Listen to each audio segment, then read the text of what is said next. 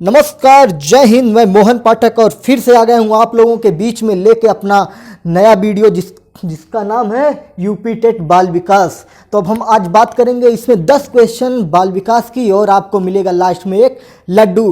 तो अगले वीडियो में, संस्कृत के वीडियो में, मैंने जब लड्डू बांटा था तो उसमें अष्टाध्यायी के रचयिता मैंने गलती से पतंजलि बोल दिया था, लड्डू खराब हो गया था मेरे भाई। तो उसमें पतंजलि को आप सुधार के अष्टाध्यायी के जो है पाणिनि जी को आप लगा दीजिएगा, ठीक है। पतंजलि जी भाष्यकार थे और जो आपके कात्यायन है वो वार्तिककार हैं, तो ये ध्यान में रखिएगा। तो आइए शुरू करते हैं हमारा पहला क्वेश्चन। ज़्यादा टाइम नहीं लेंगे आपका, बहुत थोड़े से समय में आपको 10-12 क्वेश्चन देके चले जाएंगे और आप अपने काम में लग जाइएगा। मानसिक आयु द्वारा मापन किया जाता है। मानसिक आयु द्वारा मापन किया जाता है। किस चीज़ का मापन किया जाता है? मानसिक आयु द्वारा मापन किया जाता है। तो मेरे साथियों देर ना करते हुए बता देता हूँ, मानसिक परिपक्वता की, मानसिक आयु द्वारा किस चीज़ का मापन किया जाता है? तो मानसिक परिपक्वता का मापन किया जाता है। आइए अगले क्वेश्चन पे चलते हैं।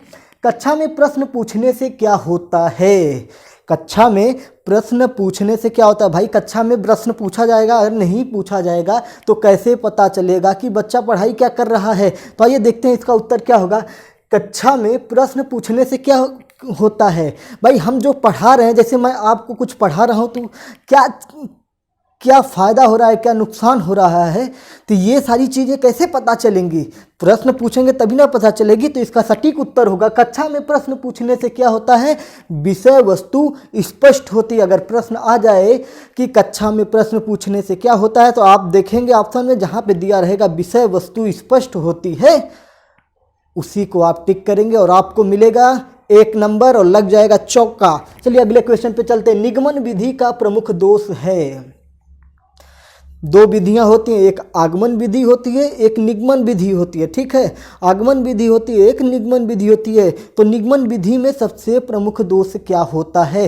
तो निगमन विधि में भाई सबसे प्रमुख दोष होता है 1 2 3 4 5 6 7 8 9 10, हाँ ऐसे 1 इकाई 2 इकाई गोला बना के करते हैं ना। ये कौन सी पद्धति है? ये आपका निगमन विधि है, निगमन विधि है। निगमन विधि का सबसे बड़ा दोष क्या है? रट्टा मारना। रट्टा मारना निगमन विधि का सबसे बड़ा दोष है, ठीक है। आगमन विधि क्या होता है? आप लोग कमेंट बॉक्स में मुझे बताइएगा कि आगमन विधि क्या होता है।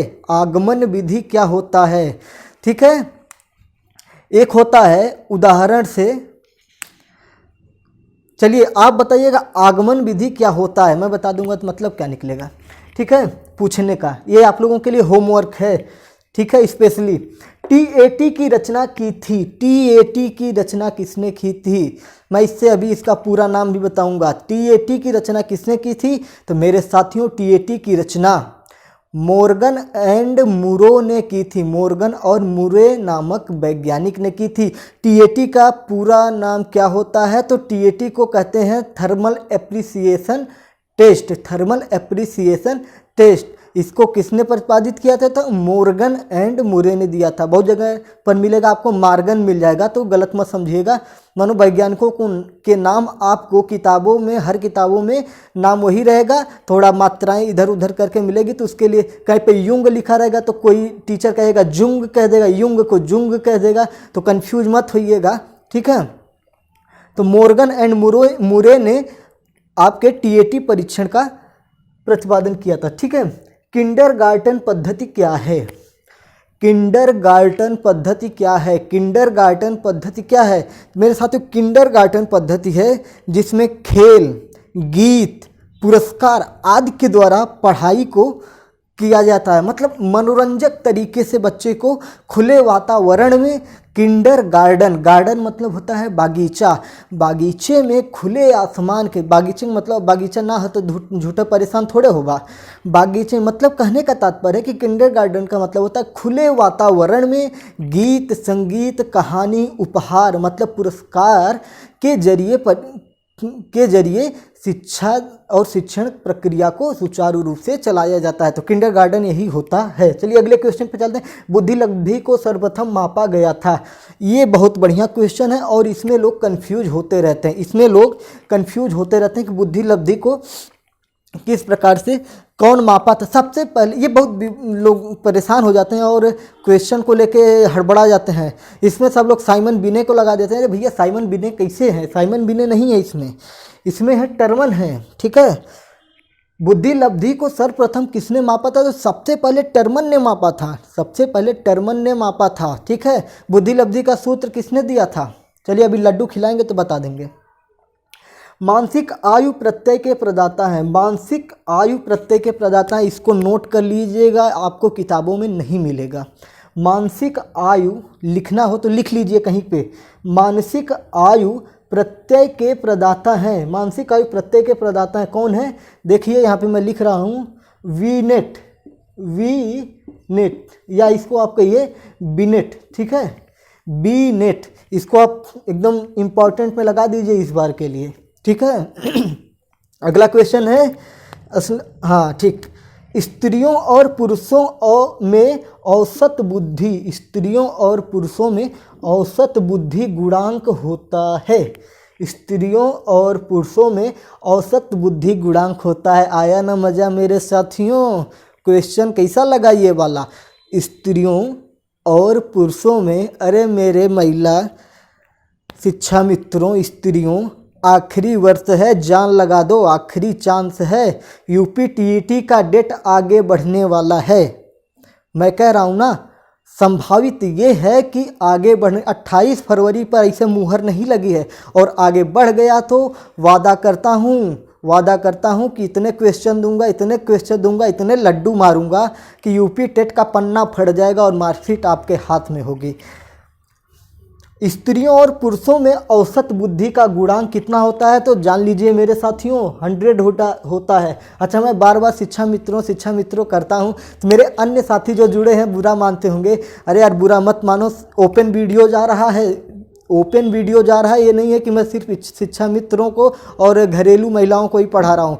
भाई कोई भी आके मारो वीडियो देख सके। ठीक है, कोई भी देख सकता है, सब मेरे छोटे भाई हैं।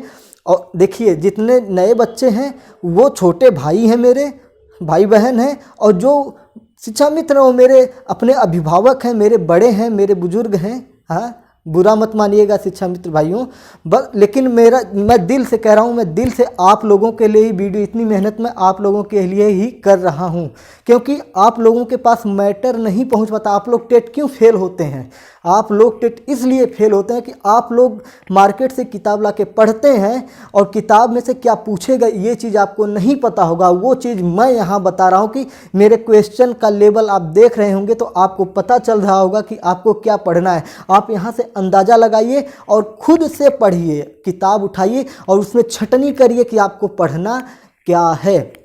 अगला क्वेश्चन है अचेतन। और भाई कोई भी इस हमारे वीडियो को आके देख सकता है, सब्सक्राइब कर सकता है, यहाँ से जुड़ सकता है, कमेंट कर सकता है, लाइक कर सकता है। ऐसा कोई बाउंडेशन नहीं है कि मैं सिर्फ शिक्षा मित्र और घरेलू महिलाओं कोई भी मेरा कोई भी डीएलएड का हो, बीटीसी का हो, बीएड का हो, शिक्षा मित्र हो, सुपर टेट हो, ये सारी चीज़ें सुपर टेट में भी काम आएंगी, सुपर टेट में काम आएंगी। आप नेट की परीक्षा देंगे, नेट जेआरएफ की परीक्षा अगर दे रहे हैं तो वहाँ पे भी ये सारी चीज़ें काम में आएंगी। तो परेशान मत होइएगा, सबके लिए है। लव यू यार, सबके लिए है हम। अचेतन मन का अध्ययन किया जाता है, अचेतन मन का अध्ययन किया जाता है। अचेतन मन, एक होता चेतना, एक अचेतना। ठीक है, अचेतन का मतलब क्या होता है? अचेतन का मतलब क्या है कि मर गए हैं का? मर गए हैं तो प्राण पखेरु उड़ गया है। अचेतन का मतलब होता है भाई, अगर किसी से पूछो अचेतन क्या होता है तो कहेगा मुर्दा। अरे मुर्दा अचेत थोड़े होला, सब कहा ना कि अरे फलानवा अचेत हो गया है। मतलब अचेत मतलब एक ऐसी स्थिति में है कि वो फिर से उसकी चेतना जागृत होगी। अचेतन का मतलब है अचेतन का मतलब है कि उसकी चेतना जागृत होगी, जरूर जागृत होगी। कोमा में अगर कोई व्यक्ति कोमा में है तो वो अचेत है, लेकिन उसकी सांसें चल रही हैं। तो अचेतन क्या है? उसकी चेतना के अंदर ही अचेतन है, उसको चेतना है, सांस चल रही है तो चेतन में है। ठीक है, अचेतन का मतलब मृत नहीं है, वो जिंदा है भैया, जिंदा है, जिंदा है, अचेत पड़ा है, मूर्छा खाया हुआ है। इसको थोड़ा खुद से समझने का कोशिश करिएगा। अचेतन को आप किताब में अचेतन चीज़ को खोल के पढ़िएगा। मेरे इतने से बता देने से आपका अचेतन क्लियर नहीं होगा, क्योंकि अचेतन एक समझने वाली चीज़ है, एक समझने वाली चीज़ है। देखिए भाई, झूठ बोल के वीडियो नहीं बनाते हैं हम। सच जो है, अचेतन को आप खुद से पढ़िएगा, उसको फील करिएगा कि अचेतन होता क्या है। खुदा मूर्छा खा जी है, ठीक है, लेकिन समझ जाइए कि अचेतन चेतन का ही अंग होता है। जैसे मापन मूल्यांकन का अंग होता है। मापन मूल्यांकन में कौन बड़ा होता है? तो मूल्यांकन, तो जैसे मापन क्या होता है? मापन धीरे धीरे पूरे साल भर किया जाता है, सतत मूल्यांकन किया जाता है। लेकिन मूल्यांकन क्या होता है? जब हम वार्षिक परीक्षा देते हैं और अंक पत्र हमारे हाथों में आता है, तो वो मूल्यांकन होता है, जिसमें अंक लिखे होते हैं, अंक निर्धारित होते हैं। अचेतन मन का अध्ययन किया जाता है, ये मनोविश्लेषणात्मक विधियों द्वारा किया जाता है। मनोविश्लेषणात्मक विधियों द्वारा अचेतन मन का अध्ययन किया जाता है। आखिरी क्वेश्चन है आज का, हमारा आखिरी क्वेश्चन है, सीखना एक सार्वभौमिक प्रक्रिया है, किसमें पाई जाती है? सीखना एक सार्वभौमिक प्रक्रिया है, सीखना एक सार्वभौमिक प्रक्रिया है, यह किसके अंदर पाई जाती है? तो मेरे साथियों, वो दुनिया में कोई भी हो, बड़े ध्यान से सुनिएगा, वो दुनिया में कोई भी हो, दुनिया में कोई भी हो, छोटा बड़ा जानवर हो या कोई जीव हो, सबके अंदर सीखने की एक सार्वभौमिक प्रक्रिया होती है। अगर कोई बालक मूर्ख है तब भी तो वो खाना खाने जानता है, खाना खाने जानता है ना, खाना खाना जानता है। नहीं जानता है तो उसको सिखा दो, नहीं जानता है तो उसको आप सिखाओगे तो वो सीख लेगा, उसको पता है, उसको भूख लगेगी तो खुद से सीखेगा कि खाना कैसे खाना है। कोई ज्ञानवान व्यक्ति है तो उसके पास तो वो तो सीख ही रहा है। किसी भी प्रकार का व्यक्ति है दुनिया में, वो सीखना सबके लिए, हर कोई सीखता है, ठीक है। सीखना एक सार्वभौमिक, सार्वभौमिक मतलब हो गया, क्या हो गया? सार्वभौमिक मतलब हो गया सब जगह फैला हुआ है, ठीक है। तो अब आ गई है लड्डू की बारी। लड्डू में आप क्या खाएंगे? आज क्या खाएंगे? तो मैंने आपसे वादा किया कि अभी बुद्धि लब्धि का सूत्र बताऊंगा। बुद्धि लब्धि का सूत्र क्या होता है? हालांकि जो पढ़े होंगे उनको पता ही होगा। बुद्धि लब्धि का सूत्र होता है, बुद्धि लब्धि का सूत्र होता है, बुद्धि लब्धि का सूत्र होता कैसे होगा? बड़ी छोटी पता नहीं। बुद्धि लब्धि का सूत्र होता है मानसिक आयु बटे वास्तविक आयु गुणे 100, मानसिक आयु बटे वास्तविक आयु गुणे 100। तो ये रहा आज का लड्डू। फिर मिलेंगे अगले वीडियो में, ढेर सारी बातें करेंगे और ऐसे ही क्वेश्चन आपको मिलेंगे। अगर अच्छा लगा हो तो चैनल को सब्सक्राइब कर लिए। मेरे लिए सब, मेरे छोटे बड़े भाई बहन सब लोग मेरे लिए बराबर हैं, चाहे BTC BEd DLEd कोई हो भैया, सब पढ़ो सब बढ़ो, सबको पढ़ना है, सबको बढ़ना है। भारत माता की जय। राष्ट्र सेवा सर्वोपरि। कर्मण्येवाधिकारस्ते माँ फलेषु कदाचन माँ कर्म फल हेतुर्भुमा ते संगो अत्स कमर्णे। ठीक है, तो आपको कर्म करना है, सिर्फ कर्म करिए, फल की चिंता मत करो, जो होना होगा होगा। जय हिंद।